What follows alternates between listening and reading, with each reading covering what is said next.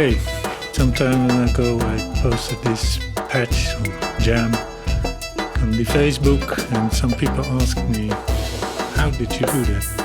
And usually I unpatch my patches immediately after I made them, but this time I kept it in because of the questions, and I thought maybe I can, when I have some spare time, I can explain a little bit, because obviously it's also a bit honoring to get questions like these. It's not gonna be an in-depth tutorial, but a quick run through, I guess. Let me stop this for a while. Actually, it's I use this Nerdsack sequencer. It has 6 channels, or it has more, but I use 6 channels. Also, in the end, there is a mixer, a 6-channel mixer. So this is where it starts, and this is where it's going. In the mixer, I use some reverb and some delay, some basic effects.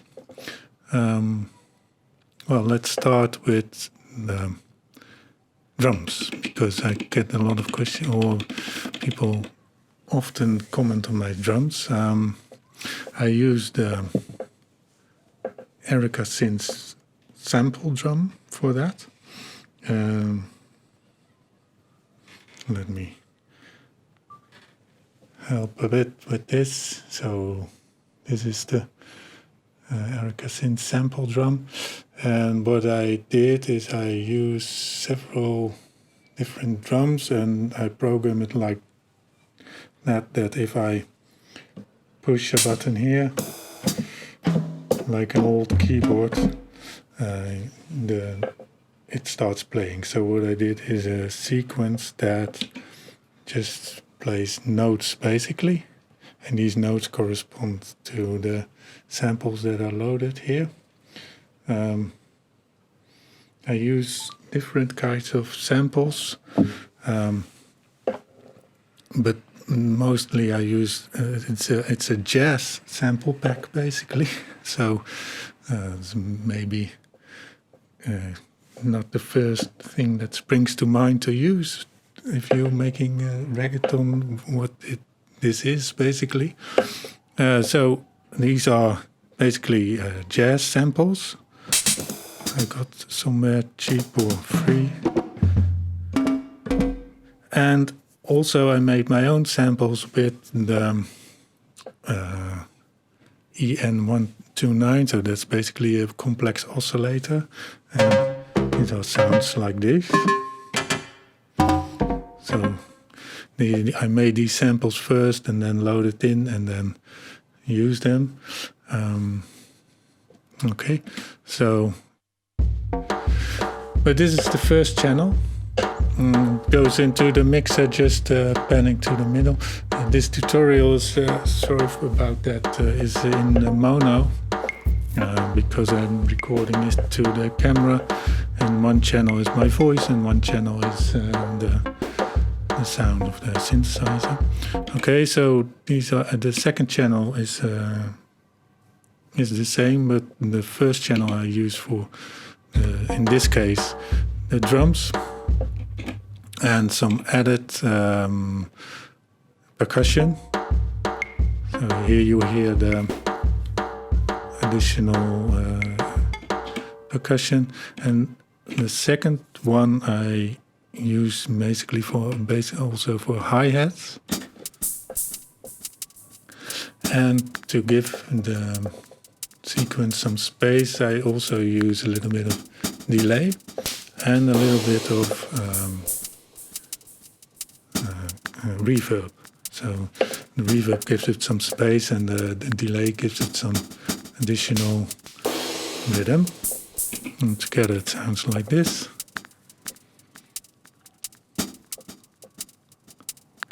It starts.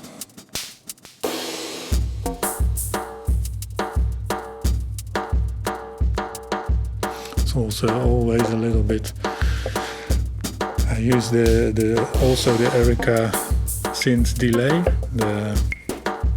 that you have to solder yourself, and it's a very basic delay, but you can easily dial in the speed or the time, and then create these rhythmical things. Okay, that's about the drums. And then the bass is very simple bass actually. I used nothing much happening there, but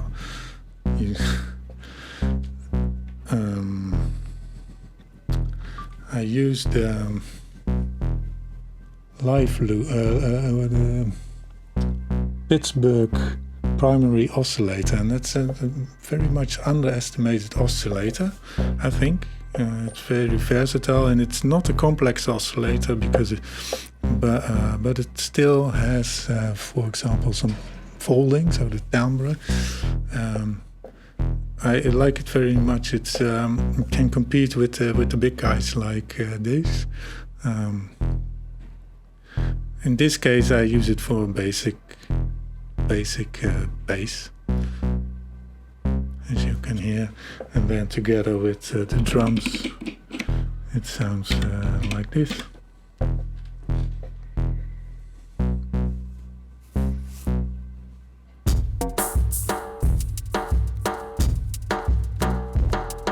So that's the drum and bass basically.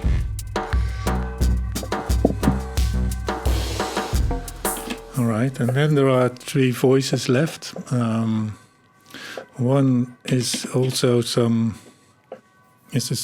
filling, and it's the ensemble oscillator together with my new printer. I find the ensemble oscillator I'm still figuring out how to use it best, because it sounds a bit like an organ. And in theory, it has these FM and twist and warp that can make the sound complex, because it starts with sine waves. So in a way, it is the same as the complex oscillators over here, but somehow it doesn't work that way. In this case, it gives some chords to fill in, and Brinta gives some extra effects to it. Brinta is a new module for me. It's by Paul Tas from Aero Instruments. I very much like the man, but he always makes modules that don't seem to fit in my music. And this time was the first time I thought, okay, this is one I could use and I like. Well, you can hear that it adds some details. It's in this case comparable, for example, to beats, but in a way simpler, but also it's simpler, but also you can't control it that well. So, for example, in beats, I have beats too, but somehow I don't use it very much. You should be able to use it also just as a delay for your mixer, but I don't do it, because somehow beats is complex and you really have to dive in. Also, it feels very digital in a way, and not because of the sound, but because of the way it's organized. Alright, so that's the Brinta. Brinta is now recording and playing at the same time. So you can record several pieces in it, in the buffers, but I almost use it as a sort of effect delay. That's one. And then there is actually a main voice.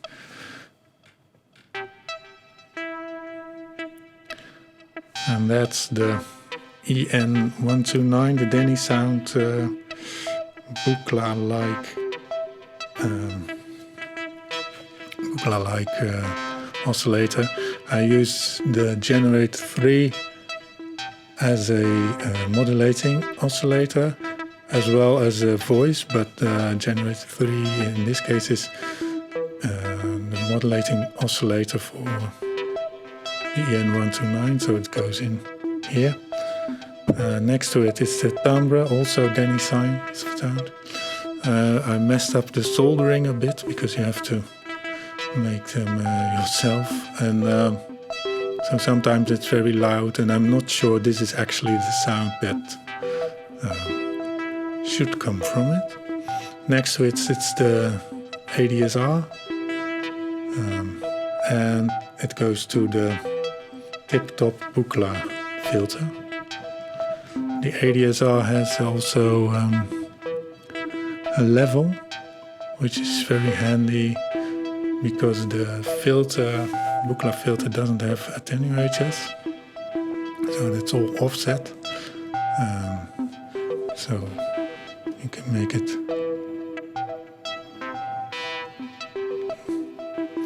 And then that goes to the live loop, reflex live loop, which is basically my favorite favorite module. And from there it goes to the mixer. Sometimes I use the live loop to make very weird sounds, but now I'm basically use it as a delay, which is rare because usually I use it to do other things, but now it's just basic delay. Okay.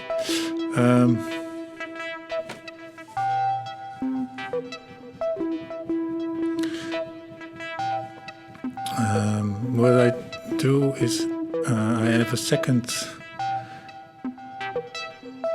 sequencer, and this sequencer I use as basically as a random station because I use the MAL2. That is a random thing that gives out a gate and also just random voltages. The gate I use as a clock, and I programmed it like that it goes to a random step, so it's in a random time, it goes to a random step, and I programmed in some random voltages. And these voltages I use everywhere in this case, to modulate the timbre. And also I used A118 noise, Dupfa, to the decay, to modulate the decay, and that makes it a little bit less. If you don't use it, and then it's just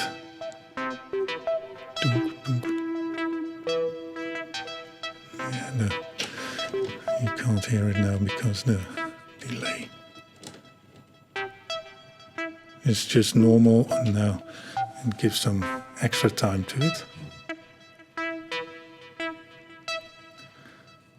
So this is making these noises. It's very metallic in this case.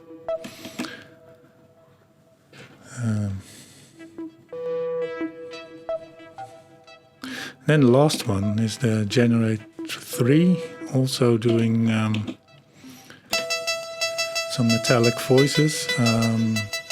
Generator 3 is also through zero oscillator like the EN129 is. In this case there's no modulating oscillator going in there. But it goes to its friend, the delay 1.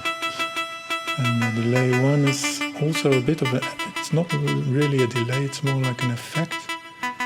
And I'm still figuring out how to use it in a good way, but in this case it gives this metallic overtones to the Generator 3.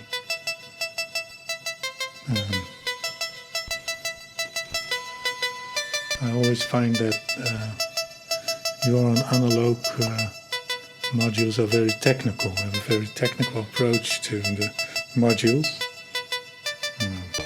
For example, multiple instruments is very musical in a way, and also with a certain kind of music in mind. So, best suited for ambient. All right.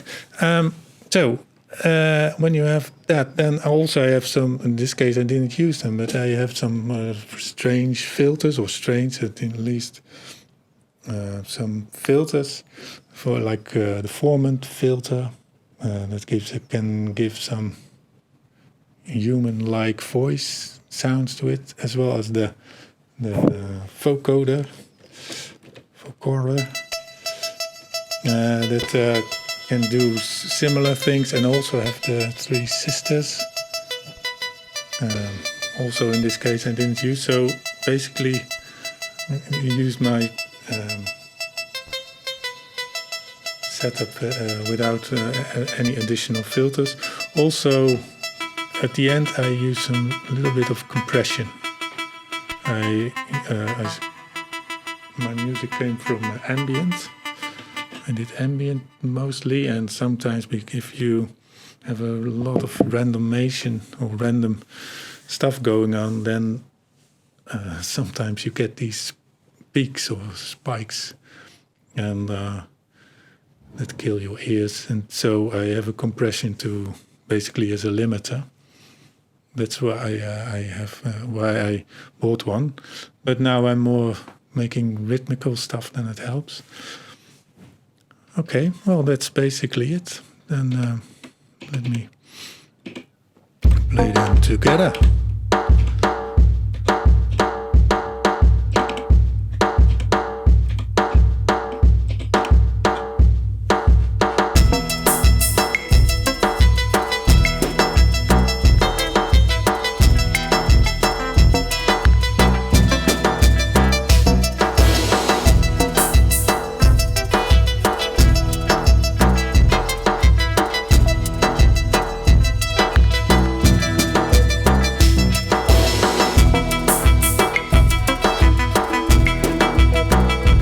Let me know if you have any questions.